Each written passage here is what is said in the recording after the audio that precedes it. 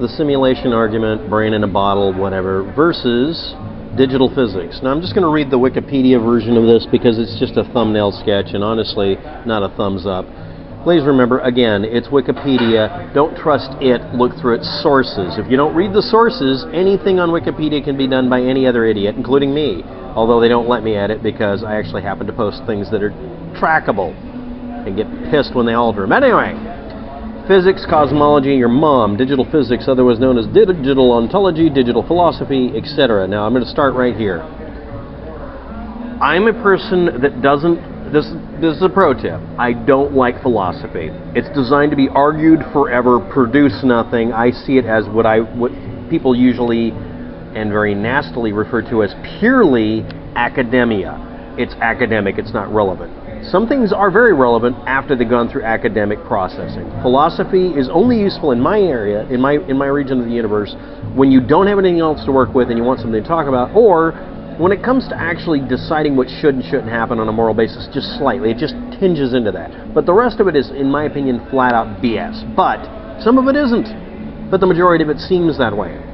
And the trouble is, there's a snooty attitude to it. Most of you recognize that when you deal with NASA and every place else that some of you don't like. Okay? So, full disclosure, this is one of my little pet peeves. I don't like philosophy masquerading as physics. Certain couple of very famous scientists come to mind. But anyway, a collection of theoretical perspectives, or hypotheses more accurately in some cases, based on the premise that the universe is at its heart describable as information or in information or by information and is computable. Okay? Therefore, according to this theory, the universe can be conceived of either deterministic or probabilistic computer program. You can model it that way. That doesn't mean it is.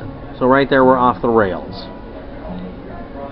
A vast digital computing device, mathematically isomorphic to such a device, and or done as a very large peer-to-peer network, aka the movie The Matrix, where the source and the Matrix aren't a computer or a group of computers networked. It's each person networked into it contributing to the fantasy that they live in, the nightmare, fantasy, whatever. Okay, I'm going to cut to the chase on this. This is an overly convoluted way to avoid saying organic processing, organic mentality, organic psychology. This is also a knee-jerk reaction, wink and a nod towards the idea of the soul. Because people don't like finding out that they're really not that much different than computers on a basic level. The thing is that the human brain, I'll give you a good example of this.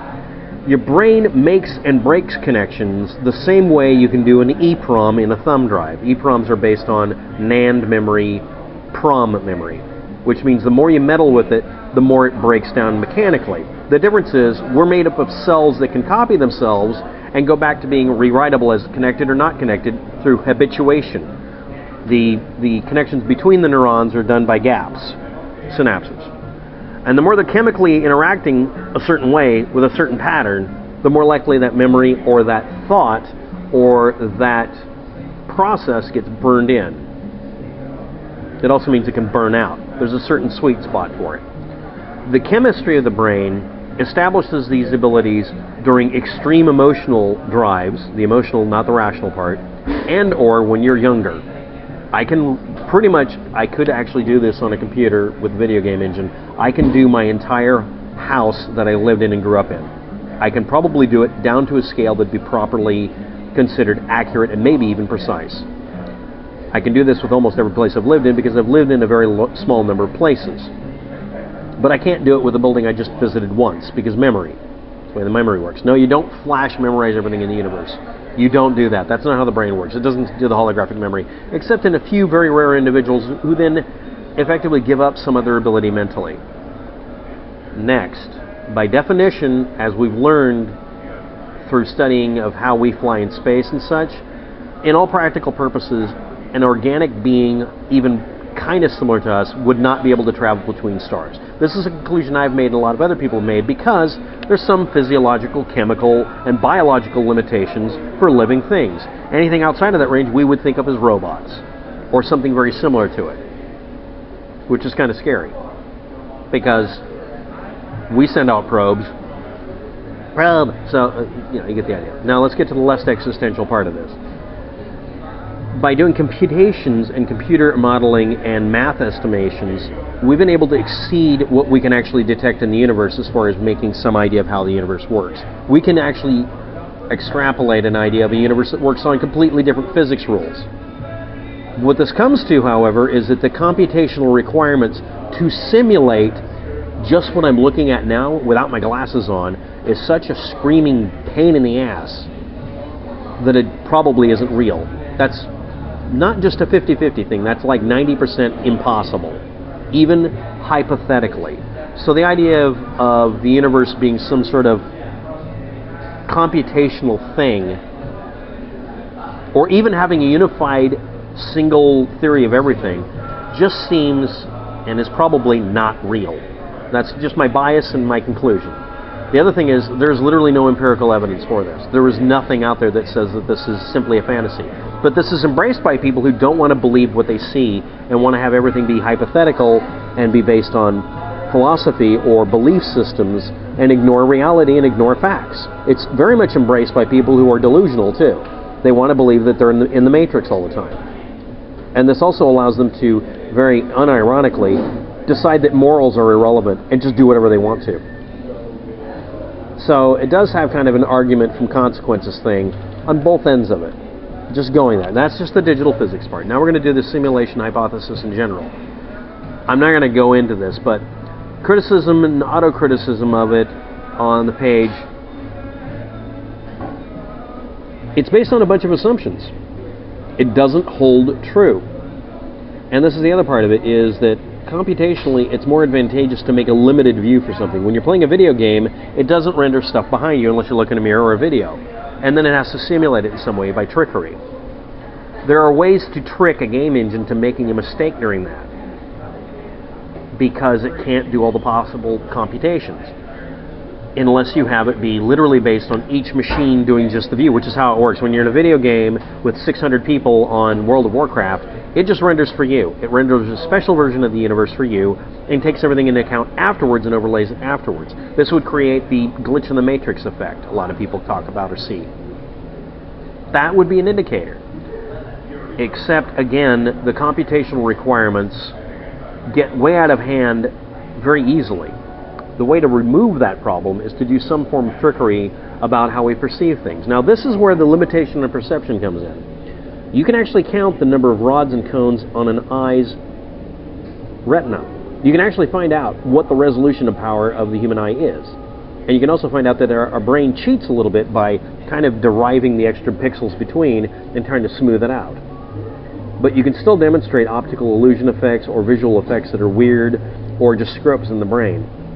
These screw-ups would be subjective experiences for each person most of the time. There's a genetic, species-based set of weirdnesses that happen in human beings and other animals. The other animals have the same kind of things, except they have other ones. They're different than us. They'll have things that confuse the hell out of them. Everyone's seen a dog bark at a mirror and freak out because it's, there's this feedback loop. I'm actually a victim of this because the brain damage I have when I look at a mirror or even at this video. For many, many years, I couldn't do it because it would create a feedback loop where I wouldn't be able to correct the position of my head correctly, or I would move my head like this and my mind would freak out about it, because I would literally recognize myself in the mirror as being an input source for feedback for moving my neck. Couldn't shave either. I had to shave literally without a mirror. I'd shave blind and then look in the mirror and then shave again. Head injuries in the car wreck got nothing on falling backwards on cement while running backwards. Don't ask. I won the bet, but damn, it sucked. But anyway, the point I'm making, and there isn't much point here, is that the differences in torqued up, screwed up things that human beings go through pretty much indicate that none of this is a simulation. It really is real. And the last thing I'm going to say is I find it uncomfortable for people to bring up the subject for a couple of reasons. It allows us all to be forgiven for dealing with reality. It forgives us for ignoring reality and embracing fictitious fantasy worlds. I don't like it. It's a cop-out, personally. And also I find the way it's used by people or misused by people is to just decide they don't wish to believe in reality.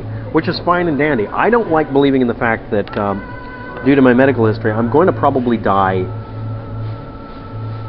The way I'm going to probably die will literally be the worst way any human being can die. And I'm too much of either a chicken shit or too stubborn or too brave to just blow my brains out. I've found out, I'm going to do the joke from Terminator. I cannot self-terminate. I can't.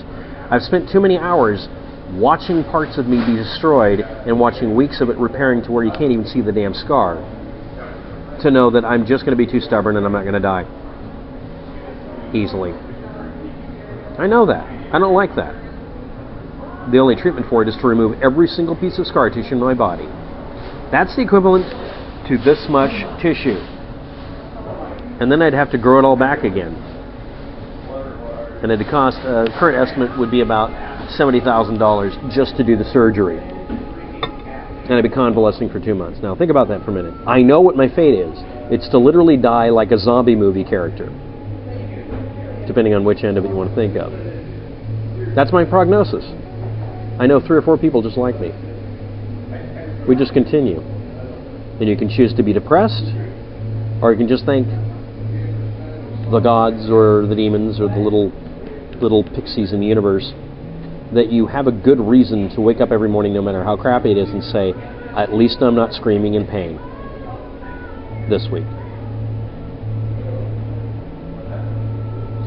So the end and beginning of the philosophy for me is, what I take from the world around me is that I'm always going to be up, even when I'm down. I don't understand how I can be anything else. I wouldn't be here right now. See, that's as far as the philosophy goes with me. And it's not rational either.